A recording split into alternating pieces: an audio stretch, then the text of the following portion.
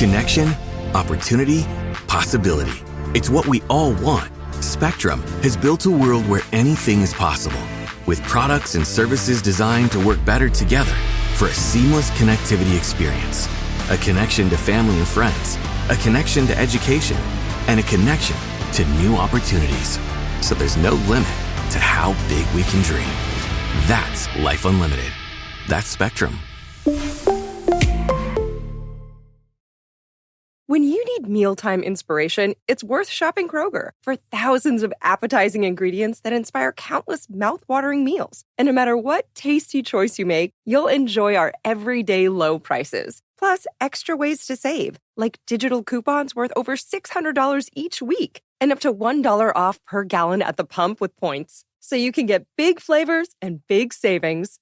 Kroger, fresh for everyone. Fuel restrictions apply.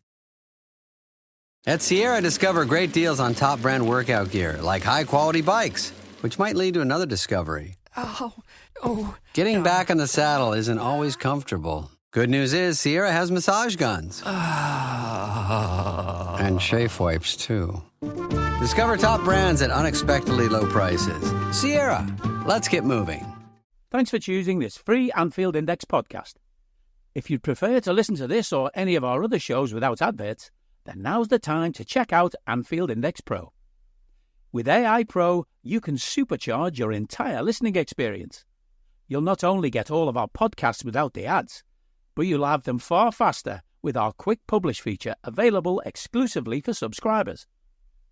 AI Pro also puts you in the heart of our sound studio, with an option to listen to many of our shows live and interact with the podcasters in real time as the shows are recording. Upgrading couldn't be easier. AI Pro is available on all popular podcast platforms. Just head on over to AnfieldIndexPro.com and get started today. Hello and welcome to another episode of Scouser Tommies on Anfield Index, the first one of 2025. I had to just check I was on the right year then, because starting to lose track of all these years. They change every year. We get a new one. What we don't get every year is a nice, pleasant start to the year with a transfer window that we're all happy with. But, you know, there's plenty of time to go on this one. That is now open.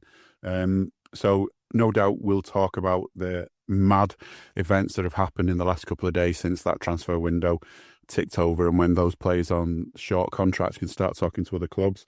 Or maybe we won't. Maybe there's not been enough to talk about. Of course, we'll talk about it. But has there been enough activity? Of course, next up for Liverpool is the first game of the new year, which is against the Manx, which is still a massive game, still kind of like the second game you look for on the calendar. And like it is when you're playing that lot from across the park, it's not always about what it means in the league table as well. There's always that extra element to it because you want to get one over on them, on the old rivals and all of that, regardless of what's going on in the league table, which maybe is a bit of a worry for Sunday because maybe it's, you know, let's think about it, it's kind of their cup final now, the way their season's going. But before we get onto that, we can always talk about what's happened over Christmas since we last did a show. And we beat Leicester on Boxing Day, and that was a nice little post-Christmas present, 3-1. And then we beat West Ham away on the Sunday, 5-0. Sort of improved on what we did against Spurs. It's been, well, I mean, it's been quite the season so far, hasn't it? That first half of the season. And as we look at the league table now, Liverpool on 45 points, 6 clear of Arsenal, who've played a game more.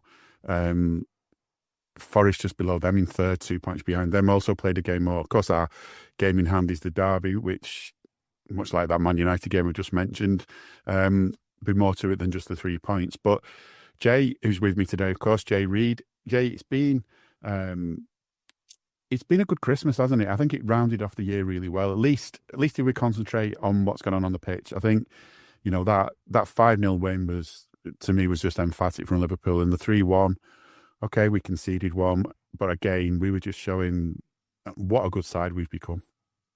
Yeah, I think we were saying before we started, being a quiet Christmas on a personal level. Yeah. But actually, when you look at the football, it's been relatively quiet. You know, you usually expect the Christmas period to be really hustle and bustle, and when you actually think, like, you know, we lost on the podcast just before, Christmas weekend. We're now doing one, you know, a few days into New Year. Normally, you'd say there'd be at least 3 games to fit in there, and probably like an FA Cup tie, like within hours of doing this. But somehow how the schedule and the calendars fell, it's been relatively kind in terms of, load. And then when you look at the games, obviously, first of all, the Leicester one, and, for what could be seen through the fog, when we think back, there wasn't a lot to see at times on the TV coverage, but, we were professional, and, minor hiccup at the start, and, you can point fingers as to who was to blame or where the goal should have been stopped or whatever, but, these things happen, and, we've shown enough this season as to when we have occasionally gone behind, which has kind of crept in a little bit more of late, which was when it comes to the West Ham game, nice to iron out, and get a clean sheet. But we've seen this team and this manager sort of be very composed and take the time to say, well, it's not the end of the world that you've gone 1-0 behind. Usually if we have, it's gone in the first half, and usually we are much better in the second half, and that was the case with the Leicester game. It would have been nice to maybe put on a show and get a couple more goals. I think we had the woodwork a couple of times, and fast forward to West Ham, with they're not having the best season, I think, is the nice way of putting it. They're missing 1 or 2 players, which I'm sure Arsenal fans will let you know all about, whoever Liverpool are playing. If they're missing anybody, they'll let you know all about it. Because no other team can possibly have a worse injury crisis than Arsenal, even though they're missing out 4 players. And who's in a prop studio right now? I'd have all the violin music playing and everything. Oh, if you need to know anything in football regarding Liverpool, if you're not a Liverpool fan, sometimes you'd speak to an Evertonian, we'll speak to an Arsenal fan at the moment. They'll give you the lowdown. It was just nice to again just be professional in terms of, when we seen opportunities to kill the game, we actually did. At times in the second half, that West Ham game was literally a training match. The referee rarely, if it was a fight, he would have called it off. He would have said, like, you've had enough, bring your trainer in, your manager, whatever, and just say, like, take your team off the firing line here, it's not worth it. 65 minutes in, they were dead. But we didn't get the joy, of, seeing a couple of solid substitute performances, notably Endo and his Gumshield running riot around the London Stadium, and then Jota coming on and getting a goal, which will help.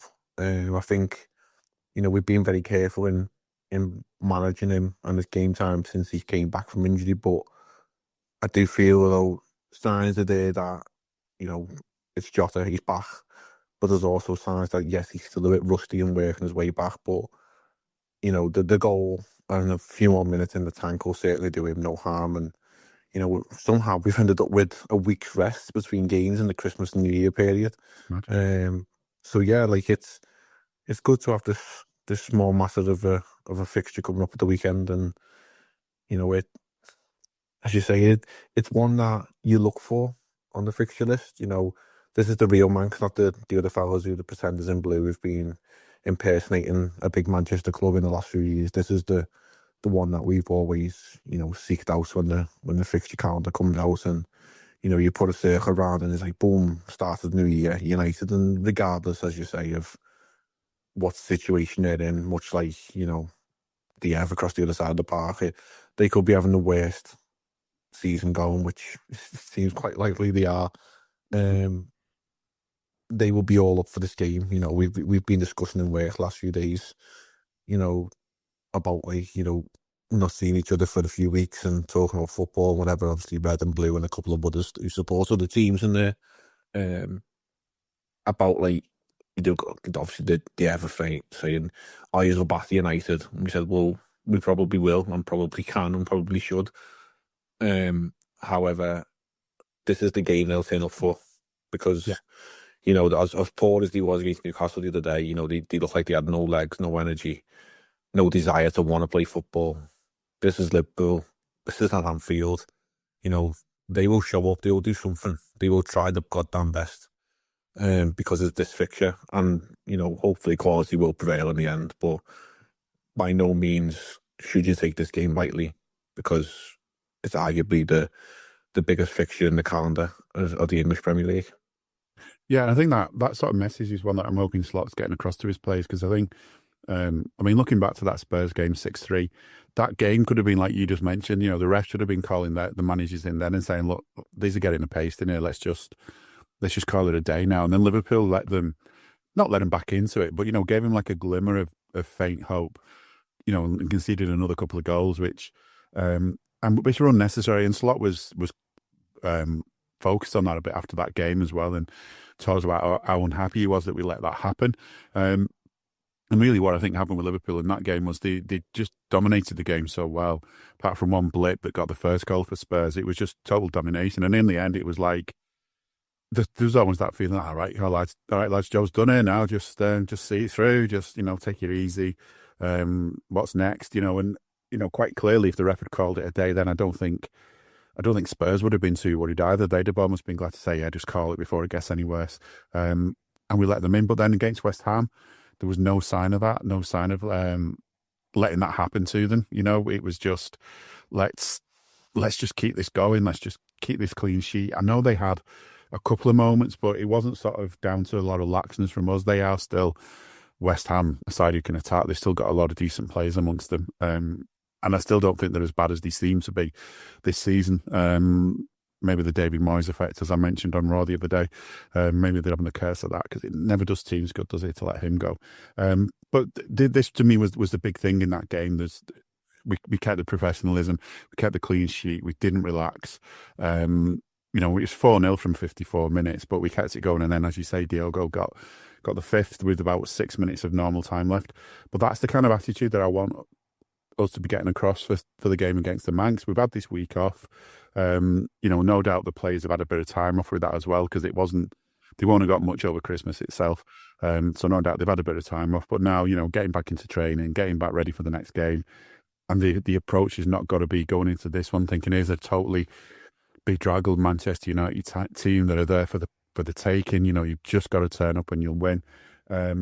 If we go out there and put our best professional performance in, then it's ours. We've got this. But I just, it's just getting that across to the players. No chilling, no relaxing, no sort of looking at the league table even, because it is a team, like you said, they're just waiting. And I think even Slot said this in his press conferences, they're not where they should be, and it's only a matter of time until they are where they should be. So this to me, the professionalism is what we need, and I think we've had that a lot this season, but every so often it slips. But yeah, surely that's going to be the message for Sunday. Yeah, I mean, where they should be is more 18th, 19th, just next to Everton. But yeah, it's always a game. Growing up, this was probably one of the most feared games, actually, when you look at it. Yeah. In recent times, since obviously Jurgen came in, it's become one of them games which has become still feared, because it's still United and anything is possible. But we've seen some of our best performances. Like if you think back maybe even to like last few seasons where things had not gone as we may have liked in the end of the season, but you'd always look back and you think, right, well, you had that big emphatic win at Old Trafford. Was it 7-0 at Anfield or something like that? You'd have these mad results where you think I've waited years for this. I'm going to relish it. I'm going to live it, because them celebrating a 0-0, like them come to our place and trying to get a 0-0 and absolutely celebrating it, which was like that never would have happened when you were growing up, would it? No. And if anything, it would be us celebrating a 0-0. Yeah. Like if we had gone to Old Trafford and somehow snuck a 0-0, you'd be like, bloody good result that. Like, there was a couple of years, you remember the Danny Murphy winners, and you were like, this is a freak occasion where we're going to their backyard and winning. But so many times, United have come to Anfield and, we've been in a game, and then all of a sudden, like a Rooney, a Juan Mata, Berbatov, Van Nistelrooy, players of legendary status in one way or another, probably from Man United, have always just turned up and just somehow won the game. And you come out of it, and if you've got a draw, you'd be like, we've done well to get a draw, because, at times we were probably battered. Whereas, it's completely flipped 180. And now, you know, we are the dominant force, yet still it's a fixture that does hold a bit of fear. And I think, you know, going to the ground on Sunday, you know, blizzard conditions and all that, apparently, which we're going to be expecting this weekend, still make it. Don't worry, I'll be there. You know, if I've got to walk a couple of miles to get there, I'll do it, because, you know, it's Liverpool, it's Anfield, it's Manchester United. But there'll still be that trepidation, like, going into the game of, like, these could just bed in with 9-10 men behind the ball and somehow this is on the counter. You know, you look back the season in the game against Man City, and obviously we know City are a bit ropey at the moment. But they held on, and then later on they just counter-attacked them and sucker punched them and ran away with the points. And there would always be that in the back of my mind until probably the game starts and hopefully we get an early settler. And then, you know, we look back at a couple of performances of recent weeks against Tottenham, against West Ham, like you say, and we don't rest on our laurels. You go, right, you got one, now go and get 2 and 3 and put this game to bed, you know, and sort of give their manager the decision to throw the towel in. And, you know, then you can enjoy it. But the longer this game sort of goes at 0-0, like, there always will be that nagging fear in the back of your mind of, like, you know, this is United, and we all know this is not the United that we've come by. It's not vintage of any class, but it's still the name. And sometimes weird things happen in football where players will play the name and the badge rather than the players in front of them. So yeah, I'm sure, you know, Slot and Co are more than, you know, knowledgeable enough about what's going on, and will be prepped. And as you say, the week will have done us no harm. If anything, it's enabled us to get a couple of players back. So, you know, hopefully we can see those names feature in the squad and start to look as though, you know, we're going in the right direction in injuries. But then on the flip side, you know, we did lose Gomez last weekend, and, you know, no doubt, you know, 1 or 2 will probably drop away in the next week or 2 anyway, because that's just how football goes. Yeah, I was just thinking, when we used to play them when I was growing up, we were winning the leagues. I never understood as a little kid, like, why was everyone going on about Man United being this great team, you know, like in the press and all that. You did how great Man United were. And to my experience growing up at that time as a kid, they hadn't done anything. Their success had happened either when I was tiny or before I was born. And they were constantly lauded as this great team. And then I said, well, you're not. Look at the end of the season, like, what trophies did you get? What did we get? But that was the thing. They were always still a threat in a one-to-one game. I mean, we had some mad FA Cup battles, and we didn't always do well in them. Certainly Bob Paisley wasn't great in the FA Cup, and they definitely played a part in that.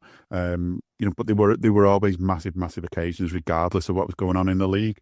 They've always been hyped up as this massive team, and yeah, they are a massive team, let's face it, but they're not, I don't know, they're different to us. But I think, yeah, they it's about time they sort of got a taste of, like, what it's like to not be on the best of terms in the league. You know, I always find them very arrogant and cocky, and I always thought, as they were being like that, you know, there's going to come a day when it's going to turn around, and it's not going to be you that's winning everything.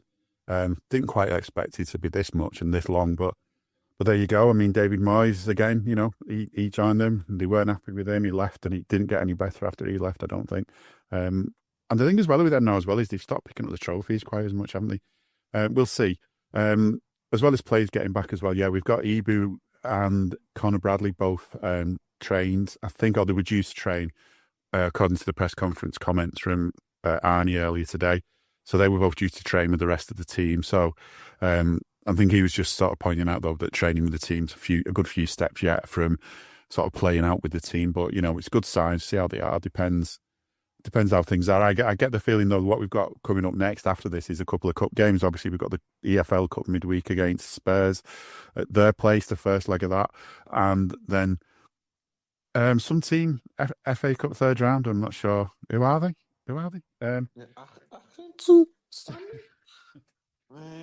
Yeah. Exactly.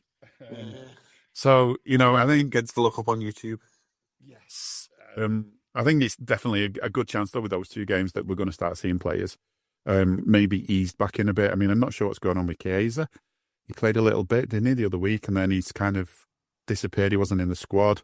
The other thing Slot's mentioned as well is so far no illness, but, that's always a risk in these games. But the thing as well, you just mentioned about the weather on Sunday. I mean, some games got called off last weekend. Was it last weekend or was it New Year's Day? No, it was just New Year's Day, wasn't it? Some in the Championship, I think, because of the flooding. There's been quite a lot of flooding in the northwest. We had the fog, didn't we, on the Leicester game? But yeah, surely they're not going to cancel this game on Sunday. Which another one I was just going to see what you thought of this was, because it's only kind of just dawned on me now that this is what's happened.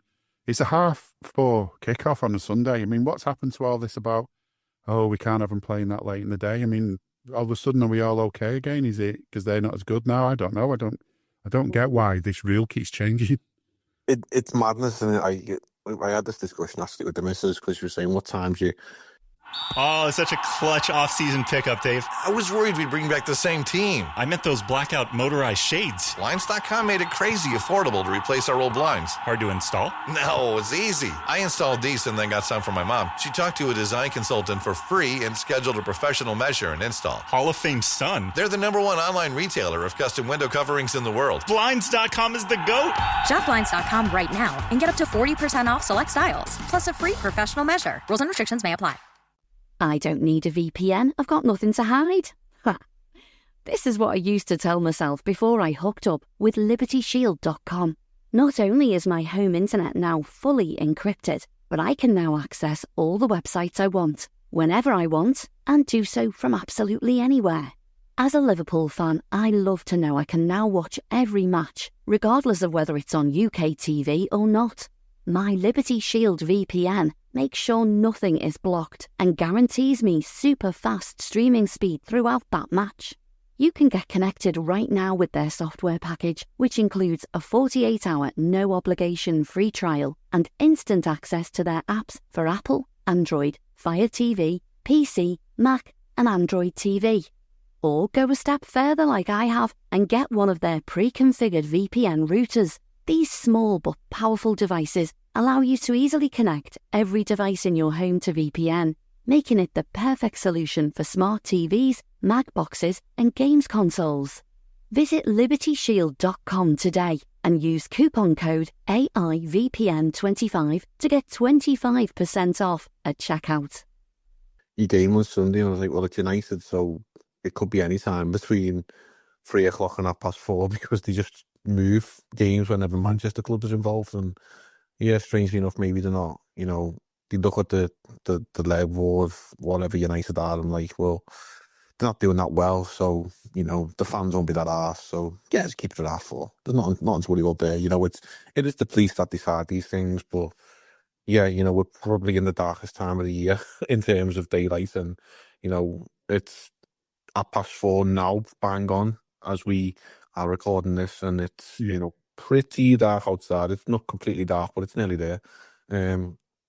So yeah, it is a mad rule where you just decide to move fixtures by like half an hour or whatever because of idiotic things and whatever. But yeah, hopefully the weather doesn't play a part. I think that there is fears about it, but I also think at the same time, the magnitude of this game, in what it means in terms of TV viewership around the world, it's probably the most watched game of English football around the world. I think it may be closely matched in recent times with Liverpool, Man City, given their rise to fame is probably the best way of putting it.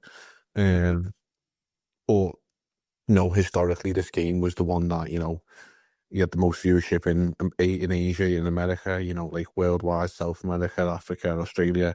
There's a historic viewership for this fixture, and I think I had the discussion on Discord. I wouldn't be surprised if Sky Sports have had a little word with the council and we'll give you an extra few quid to fund the extra gritters, and we'll give the police an extra few quid if you make sure that things run smoothly and the team can get there fine and the fans are okay, and the roads are gritted and whatever. Just make sure this fixture goes ahead because it's worth a hell of a lot in TV viewership.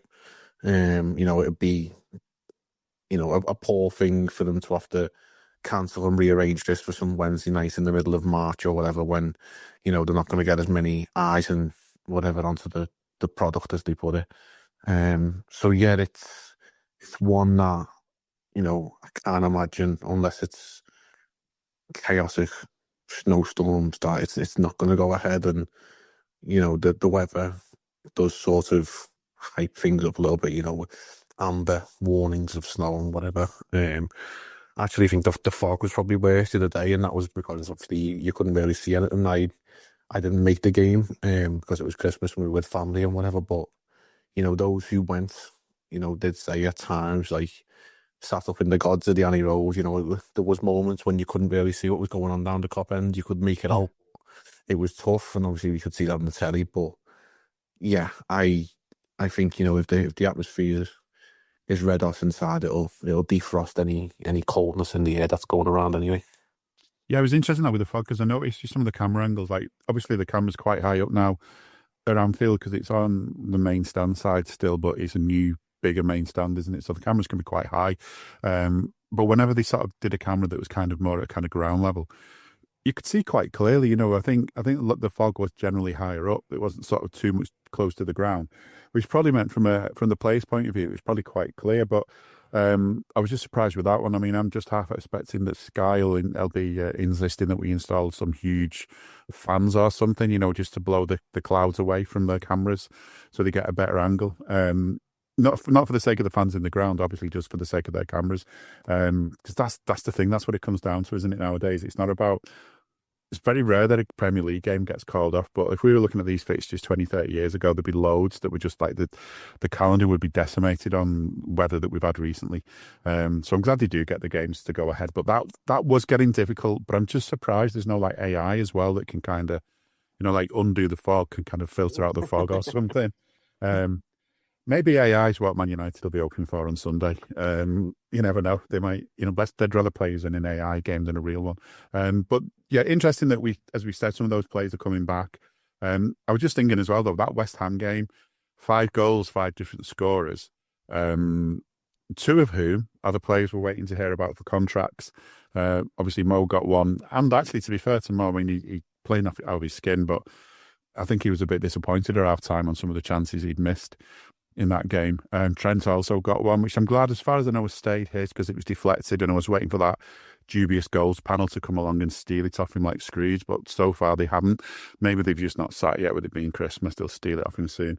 But then obviously Virgil played a huge part in the game, but the way it's been hyped up about their contracts, I mean, you genuinely got the feeling that come 1st of January, maybe even allowing for the bank holiday, come the 2nd of January, that it would just be like announcement after announcement after announcement that they were going, because Liverpool hadn't got these deals in place. Now, I know it's only the 3rd of January as we record this, so there's still plenty of time.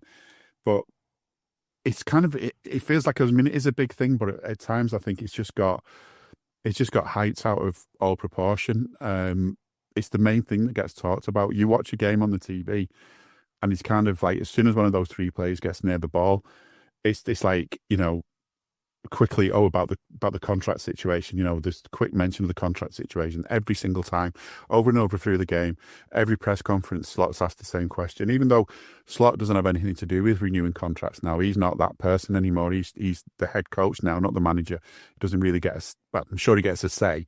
If he really didn't want one of those players to stay, I'm sure he'd speak up. Likewise, he'd be speaking up that he wants him to stay. But it's not going to be down to him, the kind of money that gets spent or anything else. But I'm just wondering, I mean, obviously, we're still waiting to hear what happens on that. And it could be, we're getting different stories from the paper. And all the time, you've got to remember when you read these things that it's a really, really small handful of people who actually know what's going on. And whether they decide to share any of that information or not is up to them. And if they do, whether they share it openly and honestly, or whether they share it with a bit of a slant to what suits what they want it to do, is another matter. So really, it remains speculation. My biggest gripe with it all is I just wish Liverpool would have made their minds up and made an announcement partly. I mean, that it could have backfired, but, if before the end of December, we'd said, we've made our minds up, here you are, they've had the final offers, we're giving them a deadline to sign it by. we could just at least stop talking about it then. Yeah, I think, there's a line that sort of resonates with, like, especially from Trent, was like, none of my previous contracts have been played out in public, and neither will this one. Yeah. And if anything, that then and sort of lit the fire and enticed the media into like, oh, actually, now it is going to be played more in public because, like, what, in the last 2, 3 weeks, 4 weeks, whatever, you don't get up each day without seeing, the words contract Liverpool player and some sort of story or headline around it. And obviously, Trent has been at the forefront in the last week because of, rumoured bids and whatever from Real Madrid. And, we could sit and do podcasts for hours on end about, permutations of so-called stories. But yeah, you're right. There's a small handful of people who know the facts, and everyone else is literally speculating at this point. But I do feel a bit sorry for Slot in the regard of, he was brought in to be head coach, and, I don't think anybody, not even probably the people who appointed him, will probably thought things would have gone as well as they've gone thus far this season. Literally top of everything and absolutely flying. They would have probably accepted, 20% less than what we're actually at right now, and would have said, that's still a very, very, very good season for your first season at Liverpool. To sort of adjust like that, but they're doing him no favours in terms of putting him out there, and it must be really annoying that he's got to keep batting these, meaningless questions away that, he's never going to give the answer to, because one, he might not actually have the full answer that they want, and two, it's just not his job. He's actually said a few times, like, it's Richard Hughes who you need to be speaking to, and obviously he isn't available.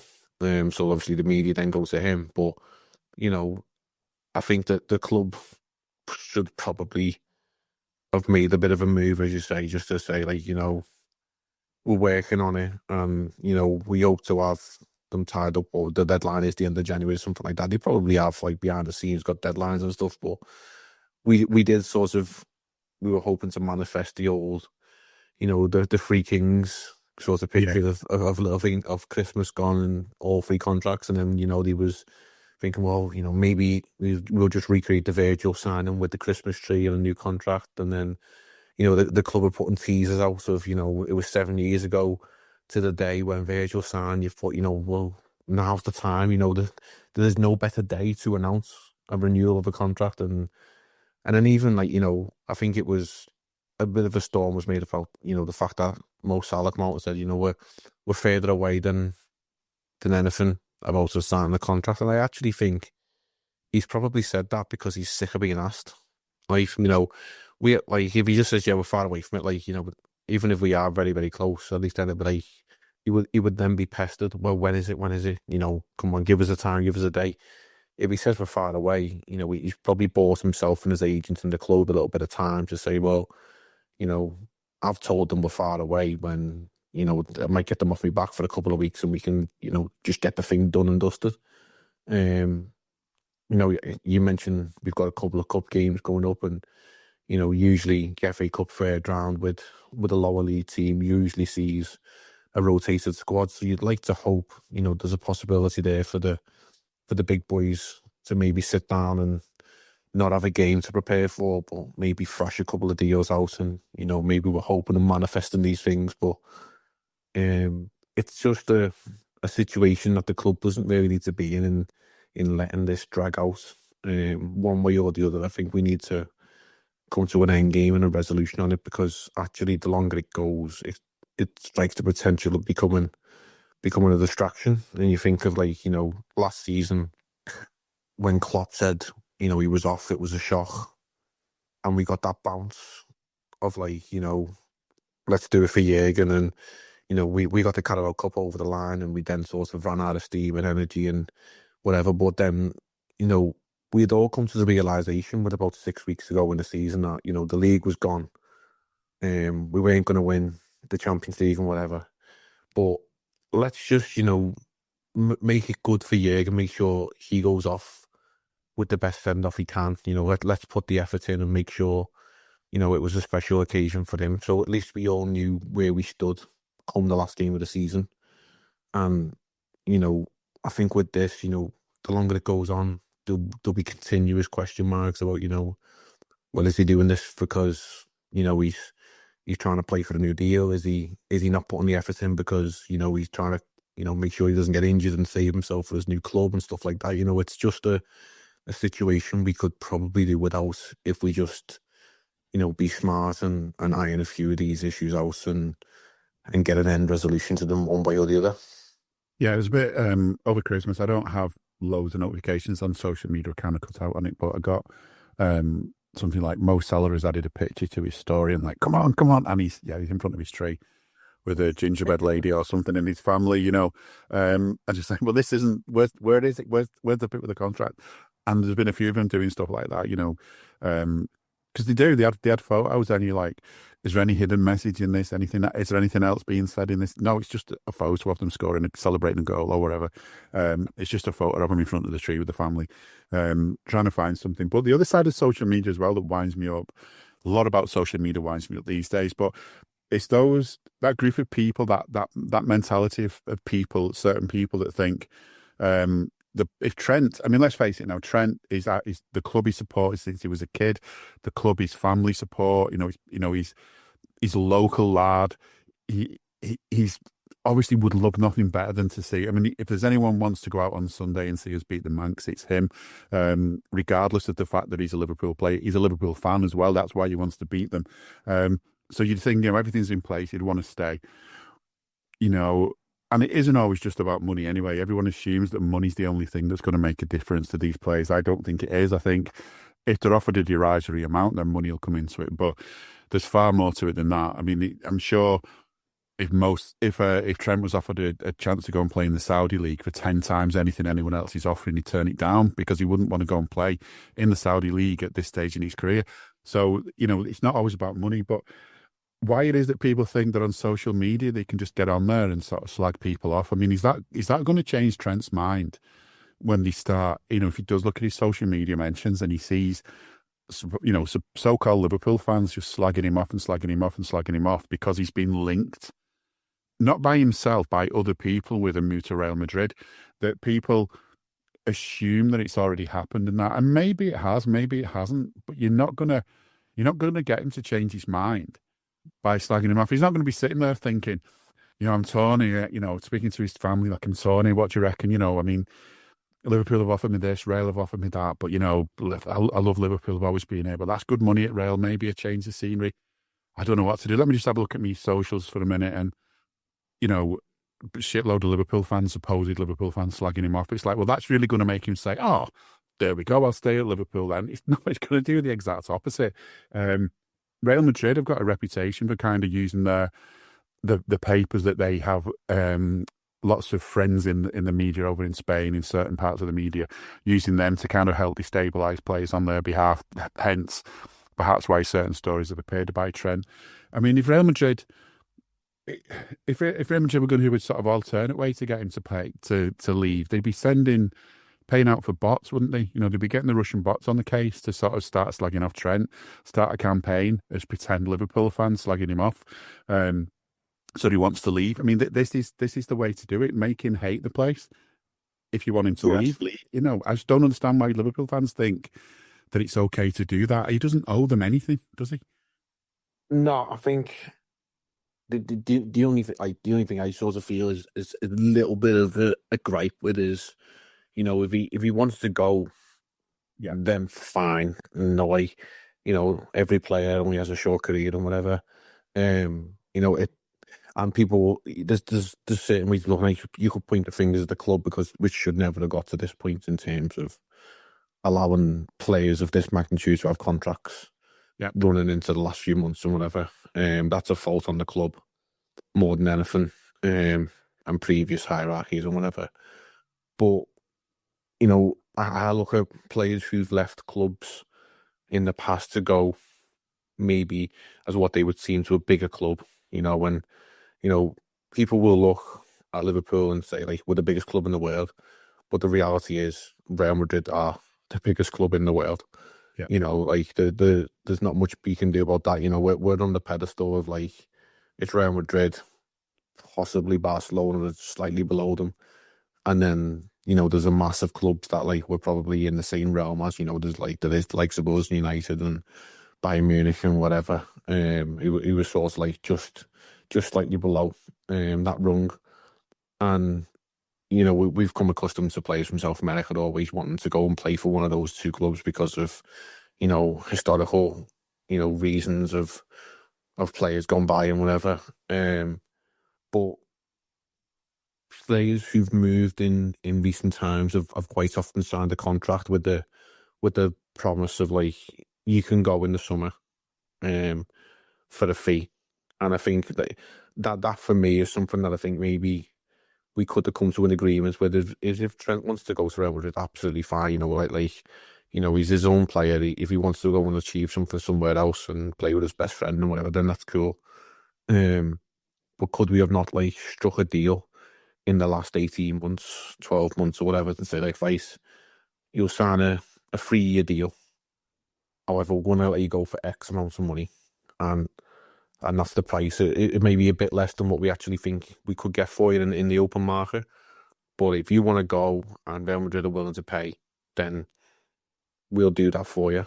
You know, and at least we get something back, and it doesn't sort of look as bad, because what you sort of think is coming now is he's getting into the Michael Owen, Steve McManaman territory of, you know, fans will look at it like he's walked out on his boyhood club and he's given us nothing, and we've given him everything to make him what he is.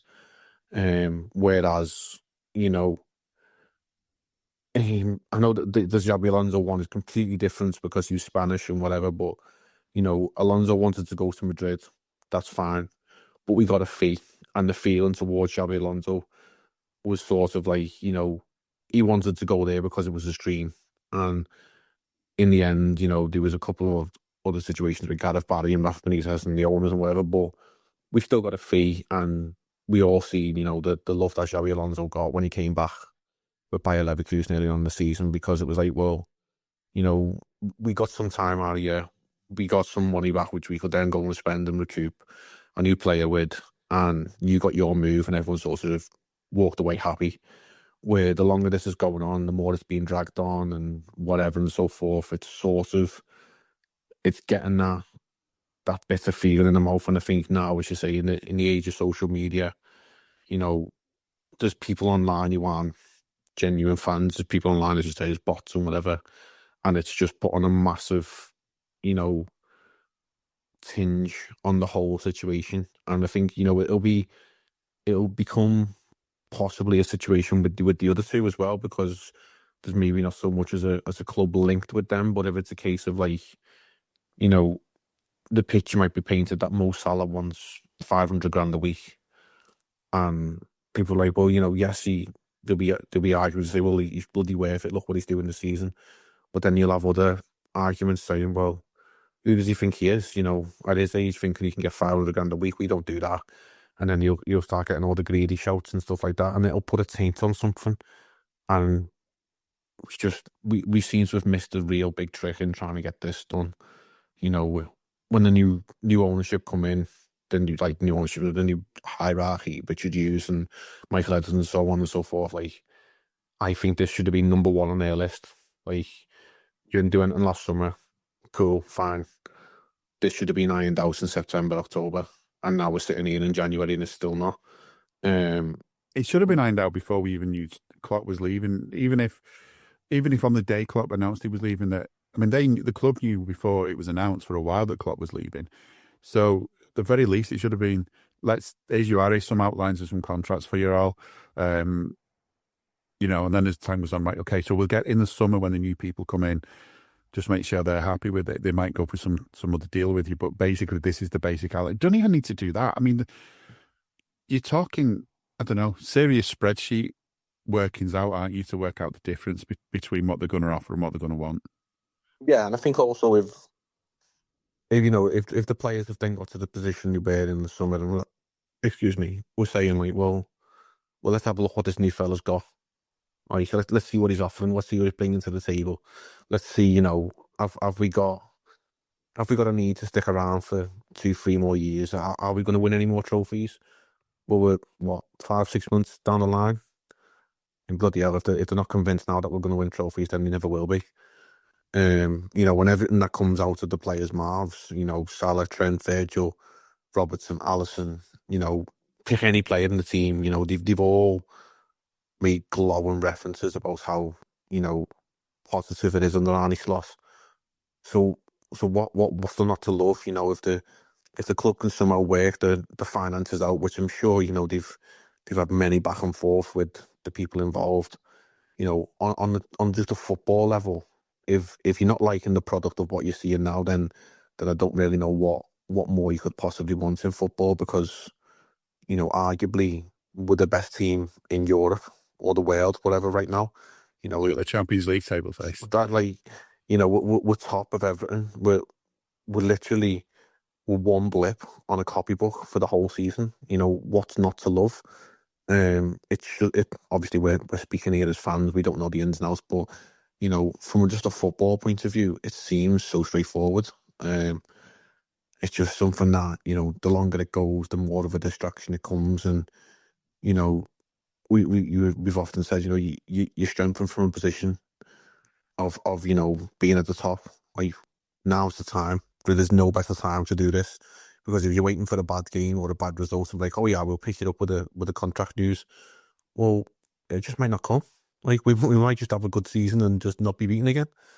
Fingers crossed. So, but when do you get it done? I just think that the longer we are, the more podcasts we'll do where things like this will be the talking point rather than the football. And yes, it gives us something to discuss, and it gives people to listen, the opportunity to listen to something different maybe, but we would like to sit here and just purely discuss what's going on the field sometimes, because this is not necessarily a welcome distraction, but it's a distraction that we can't ignore.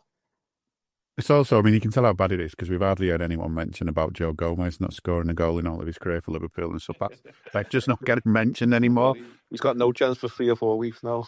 No, that's, yeah. So, but that's the thing. That it is always like the other stuff that gets mentioned, and sometimes it's just frustrating. I'm sick of hearing about Joe Gomez, the defender, not getting a goal. He'll get one day, maybe not.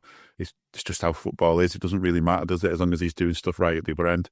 But this is more frustrating, and it's only more frustrating, I think, for me, because everybody else is talking about our business, and we should just be doing our business and getting it sorted quickly and quietly and efficiently. And that's another frustration. I have to be honest, if someone had asked me, I don't know, maybe last March or something like that, April, whatever it was, Mo wasn't necessarily having his best season, and we were seeing signs of worries because he'd had that injury and stuff. Was he going to be back to himself? And if someone had said to me then, would you sort of break the bank on a new contract for him? I might have said, no, don't break the bank, but offer him a reasonable amount, offer him a decent amount, because if you do that, you've got him in contract, and if at that point he is ready for Saudi, because that's going to happen one day, and it might happen suddenly. He is going to be like, we said he was too good to do the Saudi League. This is what we were saying when that offer came in. But eventually you'll be just right for the Saudi League, or the MLS or wherever. If you've got him under contract, then the Saudis or whoever who want him need to get him out of that contract, and they do it by offering big money. We turned down reportedly 100 million or whatever for Mo Salah. So that's, this is the bit that sort of really winds me up more than anything, is get the new deal. And sorry, the timer's just decided to make a load of noise in my ear. Get a new deal, and you stop everyone from being able to sort of talk about it. You've got it all sorted, and if they do want him, well, guess what? They've got to come and ask you for him. If the reports are true, Trent was asked for by Real Madrid recently to see if they could have him for the rest of the season. Buy him now on the cheap, whatever, before his contract runs out. January sale business. Yeah. If we'd had a new contract, it wouldn't have mattered with it. But I'm hoping we can just get talking about football again pretty soon. I still have this hope that we're going to get all these contracts signed, and if we get 2 out of 3, it won't be the end of the world, will it? But I just hope the lesson we learn from it is just not to let it keep playing out in the media. Just keep it under our control. To be fair, as a club, we've said very little. Richard's disappeared. He doesn't talk to the press. He doesn't have to. Arne sort of bats them away. We've just spent all that time talking about contracts when we could have been talking about the League Cup game. But maybe that tells you a lot about the League Cup, doesn't it? It is a semi. We do want to do well in it. But, I mean, just quickly, we're not going to put the strongest team out that we've got for that, surely. No, I think, the fact it's 2 legs, the fact the second leg is, I think it's 4 weeks after this, Yeah. And it's at Anfield. We went to Spurs a couple of weeks ago, we showed what we can do when we turn it on against them. If you went into that game, you come out and you level peg, and you'd always fancy us back at Anfield to sort it out. Not beyond the realms of possibility that they don't, maybe make a couple of changes. I know they're missing Maddison and Sarr, I think, through suspension anyway, so they will have to make some changes to their normal starting 11.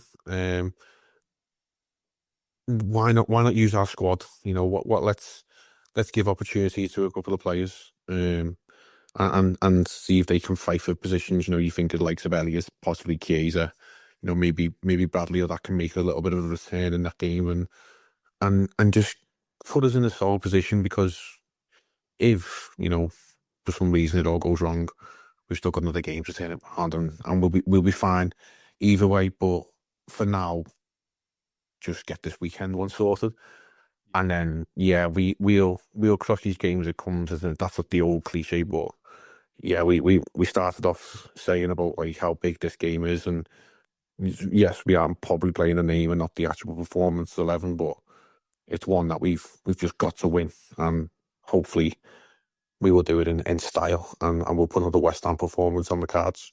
Yeah, fingers crossed. And it's a 4:30 kickoff under the floodlights, of course, because it's definitely dark by 4:30, as we said before.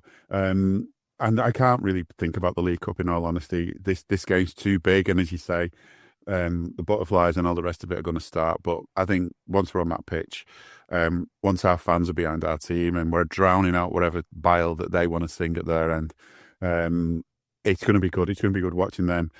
I hope locked in at the end, waiting for us. In fact, I wouldn't be surprised if we let them go early. That's what I'd really like. The police say, "I forget it. Never mind locking them in. It's 10 minutes left. Let them go now if they want to." But we'll see. Jay, as always, thank you. Hope that by the end of this calendar year, that we're still as excited about Liverpool as we are now. Hope we're talking about some more trophies that we've won earlier on in the year. But it is a new year, but don't know. Doesn't feel like a new year, because obviously football is the big thing front and centre for us, and we're only halfway through that. But my God, we're doing well halfway through. But for now, as always, thanks to you for listening. Thanks to Jay, and we will be back soon. We hope you enjoyed listening to this Anfield Index show. Please be sure to subscribe to our channel so future podcasts find their way to your device automatically. There's nothing quite like fan engagement, and we'd love to know what you think of anything discussed on this show.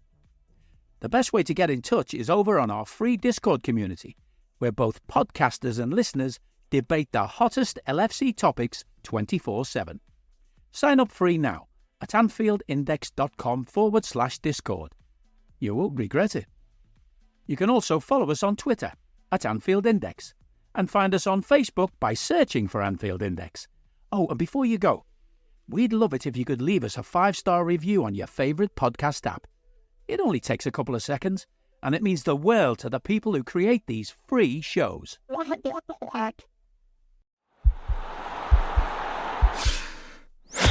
This podcast is part of the Sports Social Podcast Network.